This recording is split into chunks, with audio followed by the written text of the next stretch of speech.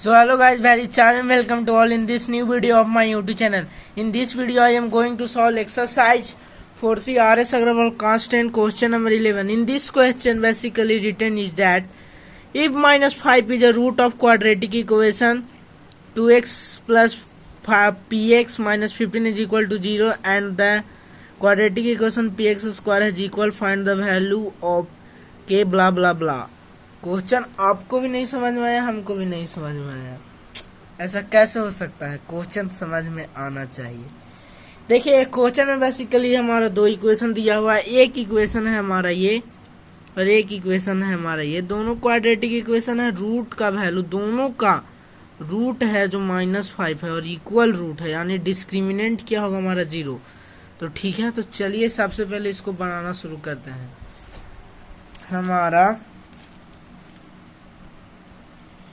Given equation क्या है हमारा 2x square plus px minus 15 is equal to 0।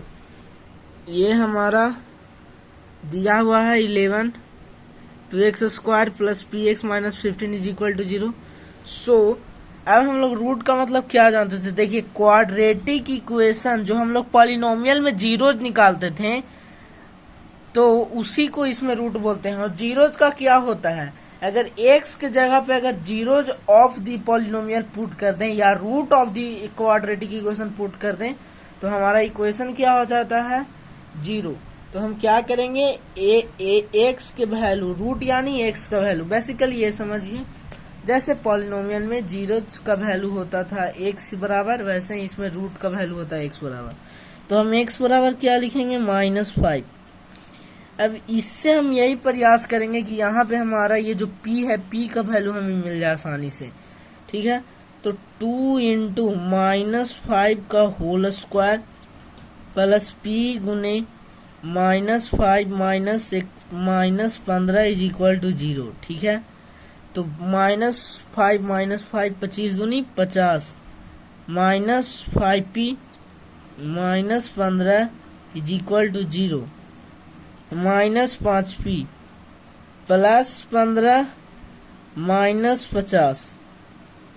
अब -5p is equal to -35। So p is equal to हमारा 7।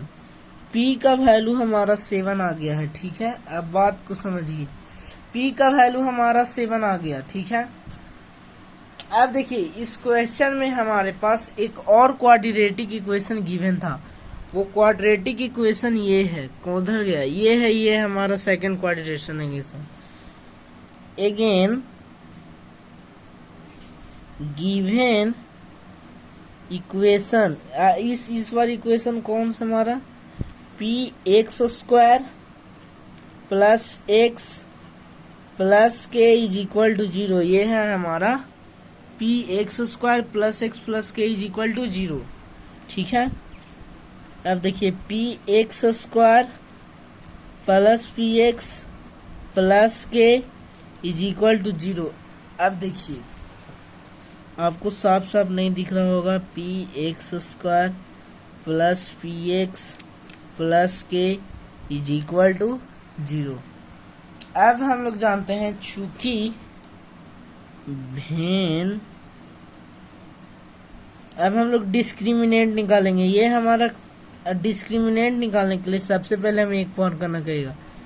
This is in the form of ax square plus bx plus c is equal to 0। इस form में हमारा given है, तो a बराबर p हो जाएगा, b बराबर भी p हो जाएगा और c बराबर k हो जाएगा। ठीक है, अब d का वैल्यू देखिए।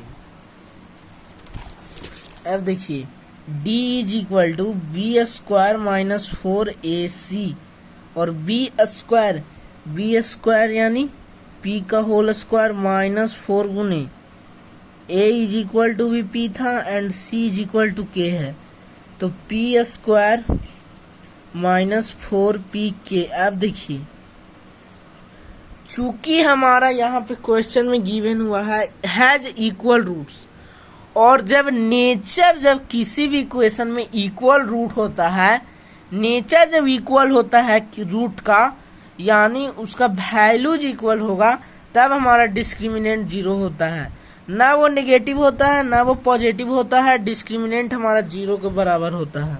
सो पी स्क्वायर माइनस 4p के इज इक्वल टू 0 लिख सकते हैं। माइनस 4p के माइनस पी स्क्वायर, अब k is equal to minus P square minus 4p, ये p से ये p कट जाएगा और ये माइनस ये कट जाएगा। अब हमारा k is equal to p/4 आ गया। ठीक है, अब ये जो p है, p का वैल्यू हम लोगों ने निकाल लिया है 7, इसी p के वैल्यू को इस p में पुट कर देंगे। Putting value of p in equation in k is equal to p/4। ठीक है, तो p का वैल्यू है हमारा 7/4, so k is equal to 7/4, k का वैल्यू हमारा 7/4 आएगा। इसी प्रकार ये जो क्वेश्चन दिया है 49 और 7, इससे जब आप फर्दर डिवाइड करिएगा तो ये कट जाएगा 7 टाइम और ये कट जाएगा 4 टाइम। 7/4 हमारा k का वैल्यू यहाँ पे भी आएगा। सो हमें इस प्रकार से इस क्वेश्चन को प्रॉपरली ढंग से बनाना है। यह बहुत ही आसान क्वेश्चन है। आई होप आप इसको अच्छे से समझे होंगे। Thank you.